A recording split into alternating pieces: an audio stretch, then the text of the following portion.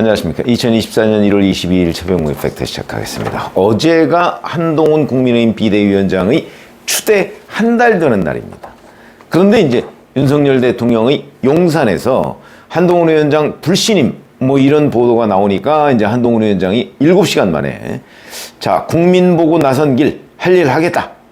이렇게 이제 입장을 내고 그러면서 이게 용산과 한동훈 위원장 간의 충돌 뭐 이런 식으로 이제 보도가 되고 있는데 그 실체에 대해서는 제가 조금 전에 말씀을 드렸죠. 근데 이 불씨가 김경률 비대위원의 서울 마포을 공천 이와 연관돼 있다. 이제 이렇게 나오고 뭐 중앙일보 같은 데를 보면 이제 그동안 한동훈과 김경률 간에 뭐 사적인 관계도 있었다. 그래서 김경률은 한동훈의 입이다. 뭐 이런 식의 분석 기사까지 나오고 있습니다.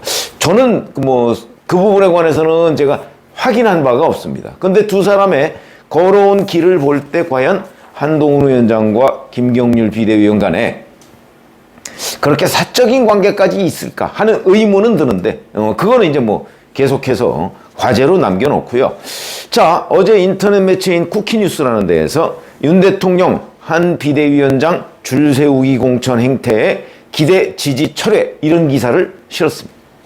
그러면서 이 요지가 이겁니다. 윤 대통령은 한 위원장에 대한 기대와 지지를 철회하고 위원장 거취 문제는 당의 결정에 맡기겠다고 전한 것으로 안다. 이게 여권 관계자가 이렇게 얘기했다는 거죠. 한 위원장과 김경률 비대위원의 사퇴는 불가피해 보인다. 뭐 이런 기사를 이제 썼는데 글쎄요. 용산 대통령실이 한동훈 국민의힘 비대위원장을 사퇴하라고 했다고 해서 한동훈 비대위원장과 김경률 비대위원의 사퇴가 불가피해 보인다? 저는 그거는 잘못된 기사라고 봅니다. 우선 사퇴를 요구한 것이 사실인지 아니면 진짜 정면 충돌인지 아니면 이게 과연 그 교감하에 이루어지는 일인지 그거 제가 유보한다고 그 아침에 말씀을 드렸는데 자, 그렇기 때문에 만약에 진짜 충돌이라면 용산에서 사퇴하라고 한다고 해서 과연 한동훈 비대위원장이 사퇴할까요? 과거에 뭐 김무성 전 대표의 옥새 들고 나르샤 뭐 이런 거 한번 보셨죠? 그다음에 뿐만 아니고 그런 사례는 굉장히 많습니다. 무슨 얘기냐면 옥새가 그만큼 중요한 거거든요.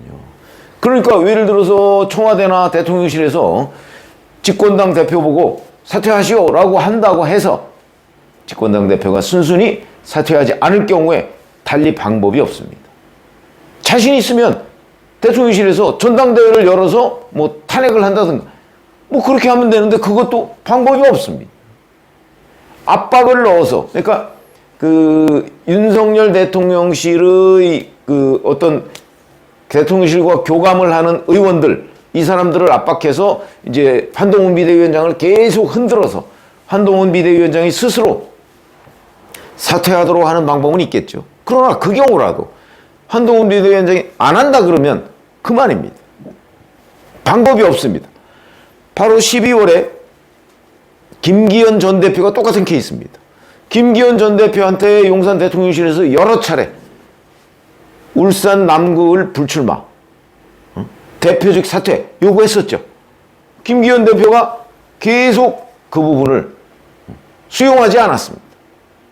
그러다가 결국 윤석열 대통령이 직접 전화했다. 그런데도 수용하지 않았고 그런데도 둘 중에 하나만 수용했죠. 대표직 사퇴만. 이제 아마 출마하려고 할 겁니다. 지금 움직이고 있는 것으로 저도 알고 있고 그런 것처럼 당대표의 옥새라는 것이 그만큼 중요하다는 거죠. 그러니까 이 쿠키뉴스 기사처럼 용산 대통령실이 한동훈 위원장에 대한 사퇴를 요구했기 때문에 한동훈 위원장의 사퇴가 불가피해 보인다는 것은 저는 잘못된 기사다. 왜? 한동훈 위원장이 거부했을 경우에 용산에서 사퇴시킬 방법이 없다. 여권 내부의 갈등만 어마어마하게 증폭이 되는 거죠. 그러니까 이거는 사퇴 압박이 뭐 커진다 뭐 이런 거라면 몰라도 사퇴가 불가피하다는 건 얘기가 안 된다. 물론 그 경우라도 용산과 한동훈 위원장 간에 진짜 갈등이 있다. 이걸 전제로 해야만 이제 이 기사는 성립을 하는 거고요. 자, 그런데 이제 정말 그러면 한동훈 위원장이 줄 세우기 공천에 나선 것이냐. 제가 오늘 말씀드리려고 하는 내용이 바로 그걸 좀 따져보자는 얘기죠. 자, 이 김경률 그 비대위원의 설명에 따르면 본인이 그래도 출마를 하려고 한다면 정청래 정도하고는 맞붙어야 된다라고 본인이 생각을 해서 마포를 봤더니 거기 당협위원장, 김성동 당협위원장, 김수환 전 국회의장의 아들입니다. 김성동 당협위원장이 예비후보로 등록을 안 했더라. 그래서 여긴 출마 안 하는구나. 왜냐하면 여러 차례 떨어진 적이 있거든요. 그렇게 판단을 해서 한동훈 위원장한테 얘기를 했고, 그래서 한동훈 위원장이 그러냐 이렇게 해서 이제 줬다. 그러니까 김경률 비대위원 말에 따르면 본인이 잘못된 정보를 줬다 이렇게 얘기를 하고 있는 거죠. 뭐 저는 가능한 얘기라고 봅니다. 왜냐하면 국회의원 예비후보라는 개념이 그 정치권 내에 있는 사람 아니면 뚜렷하게 와닿지가 않습니다. 그 예비후보로 등록 안 했으면 아마 출마 안 하는가? 왜냐하면 지난 여러 차례 떨어졌으니까. 그러니까 이번에는 포기했나 보다. 이렇게 생각하기 쉽죠. 물론 여기에도 약간의 오류는 있습니다. 그렇더라도 본인한테 좀 확인을 한번 해봤으면 어땠을까? 뭐 이런 부분이 있죠. 그러나 어찌됐든 간에 김경률 비대위원 말대로 그렇게 생각했음직하다 하는 거고, 그 다음에 한동훈 비대위원장도 그 서울시 신년인사회에서 김경률 비대위원을 불러내서 마포을에 정청래의 대항마다 이렇게 얘기를 했죠. 그거는 아마 김경률 비대위원의 그 잘못된 정보를 듣고 본인이 한동훈 비대위원장도 정치 초보니까 이렇게 되는 모양이다 라고 생각해서 얘기를 했을 가능성이 저는 있다고 봅니다. 다들 초보니까. 초보가 아니라면 이런 실수를 하지 않죠.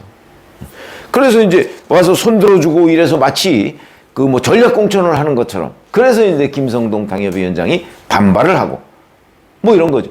이 부분은 한동훈 비대위원장이 상세하게 알아보지 않고 김경률 비대위원을 서둘러 손을 같이 들어주고 한 부분에 관해서는 저는 명백히 잘못된 거라고 봅니다. 한동훈 비대위원장이. 그러니까 이 부분은 사실은 바로 잡으면 되죠. 그거는 내가 뭐 이만저만 했다. 바로 잡으면 되는 거고. 자, 그러면 이제 여기서 한동훈 비대위원장은 그럼 어떻게 했어야 되느냐? 사실은 지금 비대위원장이니까 비대위원장의 참모들이 있을 거 아니겠습니까? 김경률 비대위원이 그렇게 얘기를 하면 본인이 참모들한테 시켜서 김경률 비대위원이 이렇게 서울 마포을의 뜻이 있는 모양인데 마포을 상황을 좀 알아보시오 라고 해서 마포을에 현재 김성동 당협위원장이 꼭 이 사람은 출마 의지가 있는지 없는지 알아봤어야 되는 거죠. 그렇게 하고 만약에 출마 의지가 있다면 그러면 이걸 어떻게 할까? 그 다음부터는 이제 전략공천을 하는 방안이 있고, 전략공천은 잘 아시다시피 전략공천 지역으로 정해서 거기에 그냥 뭐 쉽게 얘기하면 내리꽂는 겁니다. 이게 반드시 나쁘냐? 그렇지 않습니다. 제가 과거에 뭐 한두 번 말씀을 드린 적이 있는데, 정치인들은요 자기 지역에서 몇천 표만 나와도 자기가 당선된다고 생각하는 사람들이 많습니다. 그렇기 때문에 객관적인 상황을 놓고 정말 김성동 당협위원장은 몇 차례 정청래 최고위원한테 떨어졌는데 이번에 또 나온다고 뭐 뚜렷한 무슨 반전 기회가 있을 것 같지는 않고, 그러면 김성동 당협위원장을 설득을 해서 포기시켜서 전략공천으로 하는 방법이 있고, 첫 번째. 두 번째는 그러지 말고 경선을 붙여서 김경률, 김성동 사이에 승부가 나게 하는 방법이 있고, 이런 경우는 이제 김경률 비대위원한테 약간 리스크가 있죠. 왜냐하면 마포을 당협은 사실은 김성동 당협위원장이 자기하고 가까운 사람들로 당원들을 채워놨을 가능성이 있으니까 어찌됐든 간에 그냥 뭐 아무런 조치, 사전 정지 작업 없이 김경률 비대위원을 거기 떨구어서 경선을 붙인다. 그러면 그건 알 수가 없습니다. 물론 여론조사 50%가 있지만 아마 그런 부분을 좀 불안해했을 수 있죠. 그러면 전략공천을 해도 되는 거거든요. 그리고 김경률 비대위원을 마포을에 공천하려고 한다면 한동훈 비대위원장이 미리 뭐 여의도 연구원이나 뭐 이런 데다 전화를 해서 이 마포를 정청래, 김경률 이렇게 한번 시뮬레이션을 해보자. 그걸 뭐 했는지 안 했는지 모르겠습니다만 제가 그렇게 하는 게 원칙입니다. 그렇게 해서 마포울에 김경률을 내세웠을 때 정청래하고 경합이 되겠다, 이런 판단이 들었었을 때 전략공천을 하든지 아니면 경선을 붙이든지 이렇게 하는 게 맞는 거였죠. 저는 뭐 전략공천이 능사냐 그렇게 얘기하지도 않고, 그렇다고 그럼 경선이 능사냐 그것도 아닙니다. 공천에는 왕도가 없습니다. 공천은요, 이기는 공천을 해야 된다. 여야 모두 지금 그러고 있습니다. 이기는 공천이 과연 뭐냐? 경선을 했을 경우에는 그 경선 후보 간 또는 후보 지지자들 간 갈등이 굉장히 오래 갑니다. 그렇다고 경선 안 하면 승복을 안 하는 경우가 또 많습니다. 정답이 없다는 거죠. 그런 점에서 본다면 한동훈 비대위원장의 김경률 비대위원 뭐 이런 식으로 이제 공천을 주겠다는 그 의지, 이걸 놓고 용산에서 줄 세우기다 이렇게 얘기하는 그 자체가 어불성설이다. 그건 공천의 본질이라는 부분을 잘 모르고 있는 거다. 다만 그냥 원칙적으로 얘기하면 뭐 전부 다 경선 이렇게 얘기할 수는 있죠. 그러나 전부 다 경선, 모든 지역 경선 그랬을 경우에 현역 의원이 압도적으로 유리합니다. 특히 중진들이 압도적으로 유리합니다. 거기서 뭐 10년, 뭐 15년 이렇게 정치하면서 당협의 당원들을 전부 자기 세력으로 확보해 놨을 테니까 거기서 여론조사나 뭐 이런 거 해보니 소용없습니다. 그렇기 때문에 지금 김경률 비대위원에 대한 한동훈 위원장의 일종의 공천 시사, 이 부분을 가지고 용산에서 문제를 삼는 거는 제가 보기에는 그냥 트집이다.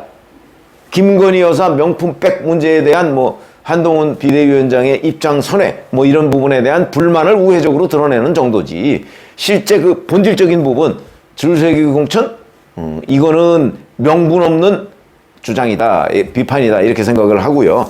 원래 공천에는 정도, 왕도가 없습니다. 그렇기 때문에 여야 모두 뭐 줄 세우기, 뭐 사실상 공천권을 가지고 있는 사람이 줄 세우기를 하는 경우가 많죠. 그러나 줄 세우기 했을 경우에 국민들이 안 찍어주면 그냥 그 당은 2당, 3당으로 전락하는 겁니다. 그런 걸 늘 눈치를 보지 않을 수가 없는 거죠. 그런 점에서 본다면 이 정치권 한동훈 위원장의 줄 세우기 공천 논란, 이걸 어떻게 볼 것인가 하는 부분을 제가 말씀을 드렸습니다. 고맙습니다.